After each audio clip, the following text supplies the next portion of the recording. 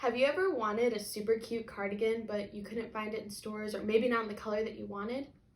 Or maybe you needed a scarf for the cooler weather to come, but everything is so expensive? Well, what if I told you that there's nothing stopping you from creating those things yourself? Today, I'm going to show you the very basics of knitting, and these are the supplies you're going to need. You're going to need a yarn needle, a pair of scissors, knitting needles, and yarn. Now, I'm going to switch the positions of the camera. This is so that you can better see the process of knitting. Now that you can see my workspace, let's begin. First, you're going to take the tail end of your yarn. For a 20-inch stitch across, will use a full arm length. So for here, I'm just going to do half. That's about this much yarn. You're going to take one of your knitting needles and you're going to make a loop.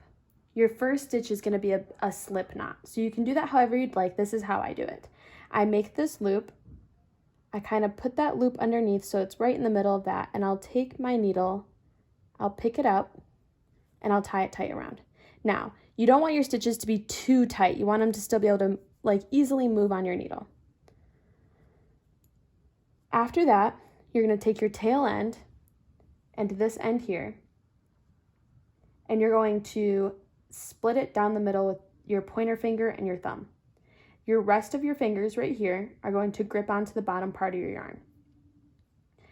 You're going to take the tip of this needle and you're going to go under this yarn, over and then under this, and then you're going to slip it through this loop right here, and then you're going to let it go.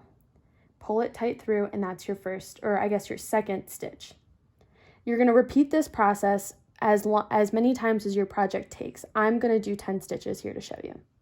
So I'm going to show you again. You're going to go under the thumb, over, then under your pointer finger, and then through that loop. And you're going to pull tight. One more time. Under the thumb, over, under the pointer finger, through that loop, let go, and then pull tight. That's 4 stitches, and you need 10 of them. So I'm going to do 6 more.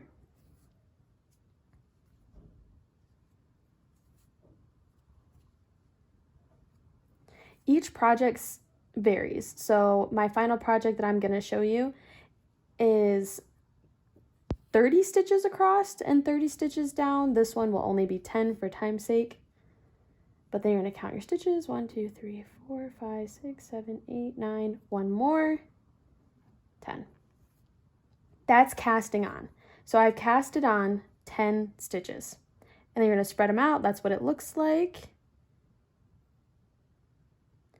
Now, this is your tail end. Your tail end should not be any longer than the project that you're currently working on. So since mine's short, I'm going to cut it about right there. It's about half of my project.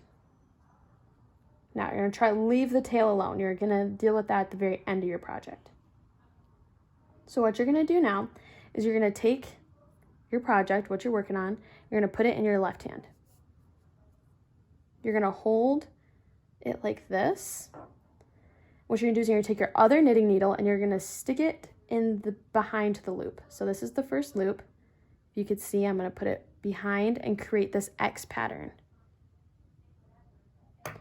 So then after that, you're going to take this yarn and you're going to loop it around that X, around the back of the needle.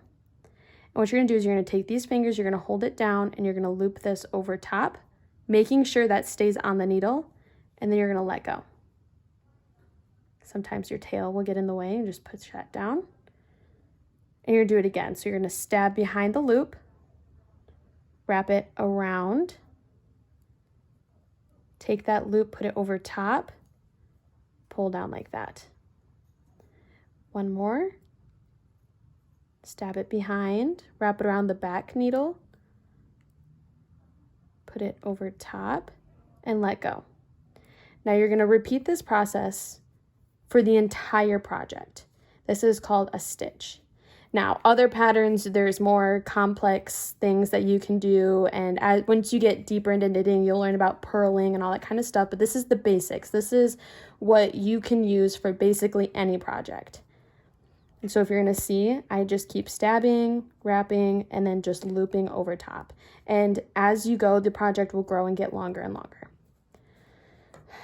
See how my project openly slides on this needle? It's not too tight. If it's too tight, it's gonna make this whole process way more difficult. You want it to stay loose. So what you're gonna do is when you're done with one side, you're gonna flip it into your other hand. So your project will always stay on your left side.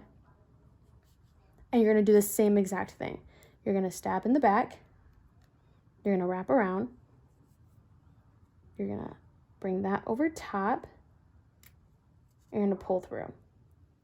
Stab in the back, wrap it around, bring it over top, and let go of that loop.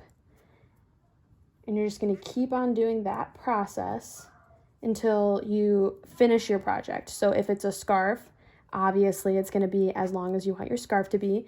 If it's gonna be a pot holder, then you're gonna wanna do the same amount of stitches across that you did. So since this is 10, I would do 10 this way. If you're making a hat, you can make a hat out of a square just like this. But you're probably gonna wanna do that to the dimensions of your head. So once you get done, it's just going to keep growing and growing until the length that you need. I'm going to do one more row. So wrap it around, loop over top, around, over top.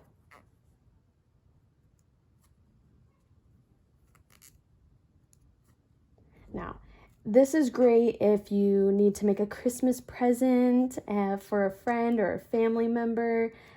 You can turn this into a little side job, Etsy shop. It's a great hobby, to get away from your screen, or you can do this while watching a movie. Once you get the hang of it, you don't even have to, watch what you're doing. It'll just come naturally. It's definitely one of those mindless things that you can do. Okay. So as you can see, it starts to make these like rippling row effects. Kind of looks like a braid. And so what you're going to do is you're going to cast off once you're completely done with your project.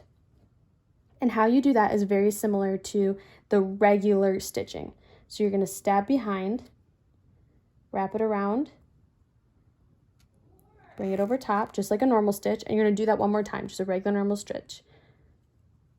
Wrap it around, go over top, and this is where it becomes different. What you're going to do is you're going to take this needle and you're going to wrap it around the first loop that you did. And you're going to hold this down, bring it over top, let it go. So I only have one stitch on there. And so what you're going to do is you're going to stitch this one like normal. And then you're going to take the back stitch, wrap it around over top, and let it go. Do a normal stitch around the back, loop over top, let it go. And then you're going to take this, bring it over top. Make sure this doesn't slip off the needle. It's got to stay there.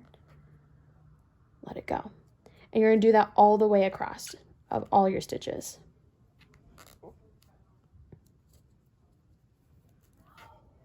Oops. Undo that. And it's super easy to fix mistakes just like that.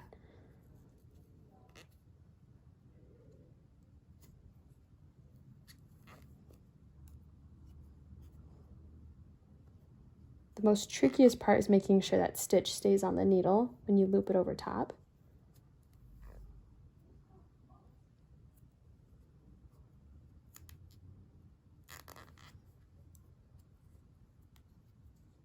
And 3 more left.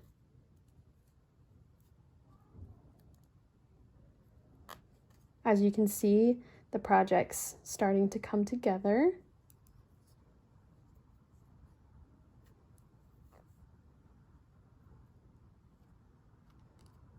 Loop that over top. And then the last stitch is the same. So you're going to do a regular stitch. This needle is free now, but you're still going to loop this over top. And so now you have 1 stitch left, just kind of hanging on by a thread. And so what you're going to do, or how I like to kind of cast off, is what I'll do is I'll take this loop off. I'll kind of make it a little bit bigger, and I'll do the same exact thing I did in the beginning. I'll take this tail end, I'll loop it through, pull it up, and get that last stitch in there.